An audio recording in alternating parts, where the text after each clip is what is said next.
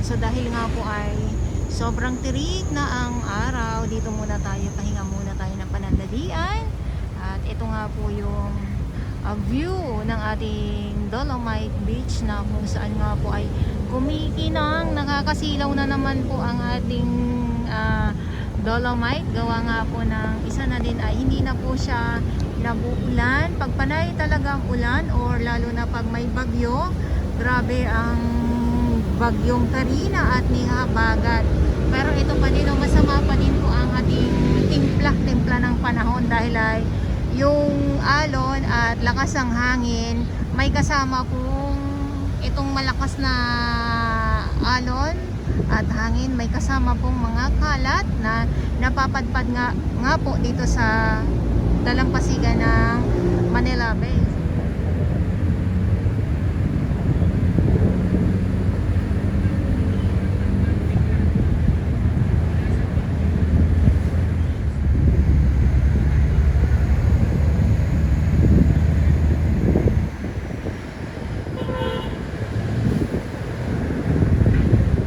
Ayan, so tapos na tayo dito sa may, galing na tayo dito sa may dalampasigan ng Dolomite Beach.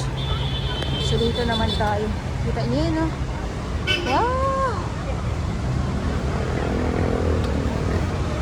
Ito yung ating dalampasigan,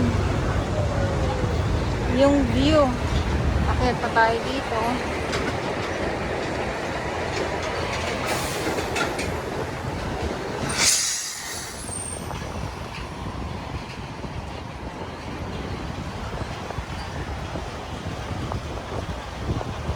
Ayan, so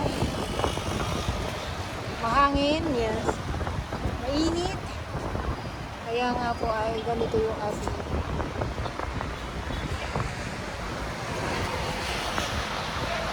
view dito sa Manila Bay Dolomite Beach.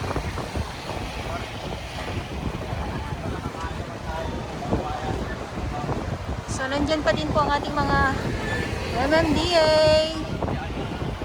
Sa baba nandiyan sila,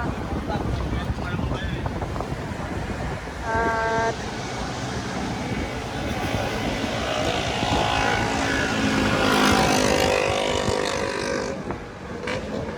magla-lunch time na din po. So yun,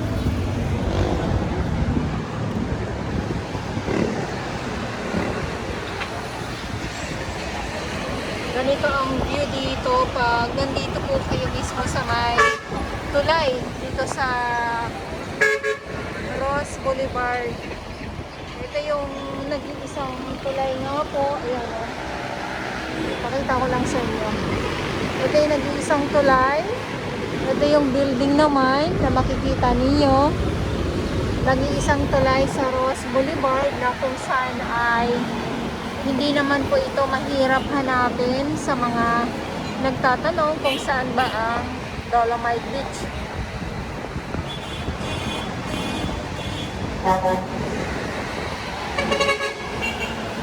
At buhay na buhay ang mga tanim na mga halaman, dahil nga po isa na din ay panay ang ulan, laging masama ang panahon dahil nga sa habagat, bagyo. Kaya yung mga halaman ay nakikita natin na talaga naman green na green ang mga halaman dito sa Manila Bay Dolomite Beach.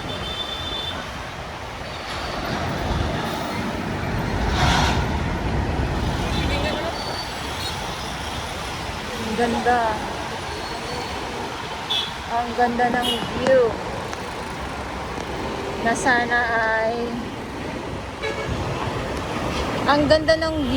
sana ay wala tayong makitang mga samot-saring mga kalat po talaga. Kaya lang hindi natin maiiwasan ang bagyo, dahil pag bumagyo, alam na po talaga natin yung mga kalat ay mapapadpad po dito sa Rojas Boulevard.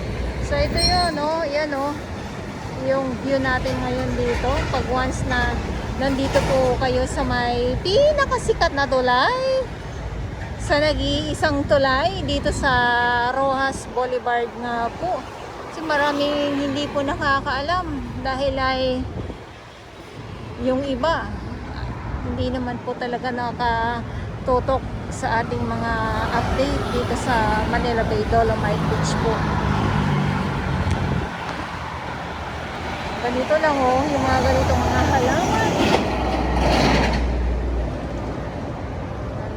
Solar yung ating mga ilaw dyan sa loob ng Dolomite Beach po. Kita nyo naman, ito, ayan. Ito solar din po yan.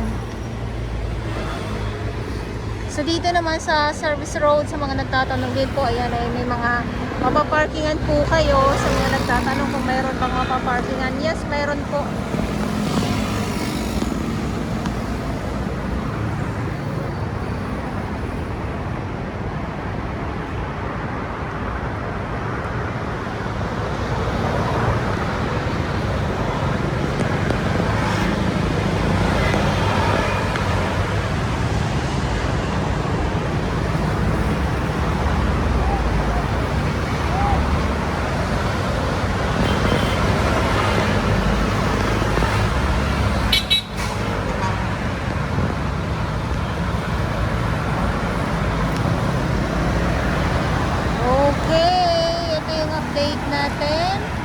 Galing na po tayo dyan sa loob ng Dolomite Beach. Maraming salamat po sa inyong lahat. At muli, ulitin ko lang no, at sa mga baguhan, yes, welcome sa channel ni Miss Jolani Dora Balls. Mali niyo po ako ng buong buo. Yun ay hindi galing sa ilong ng may singong. Ganos buwan. Pag ganito na, napakatirik ng araw, napakaganda ng panahon, napakaganda din ng kuha natin. Yun nga lang, syempre ay napakainit po ng panahon na naman. Pero pag sa hapon, doon po bigla ang pagbuhos ng malakas na ulan. Dahil isa na din ay sasama ng panahon.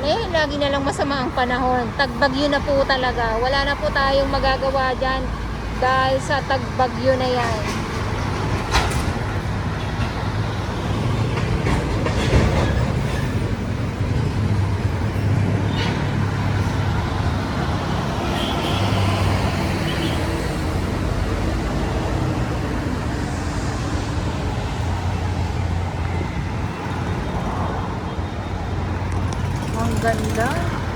Maganda lalo na pag marami tayong mga puno na nakikita sa paligid natin. Nakaka-fresh sa ating mga mata, nakakasariwa sa ating mga isipan pag marami tayong nakikitang mga puno or mga halaman, mga bulaklak. Lalo na sa pagising natin ay bulaklak kaagad ang ating nakikita. Ito na naman tayo, baka mamaya kung saan na naman po tayo mapapunta. So maraming salamat po sa inyong lahat. Manila Bay Dolomite Beach po tayo. Maraming salamat po sa inyong lahat. Nandito tayo ngayon sa nag-iisang tulay, sikat na tulay sa may Rojas Boulevard.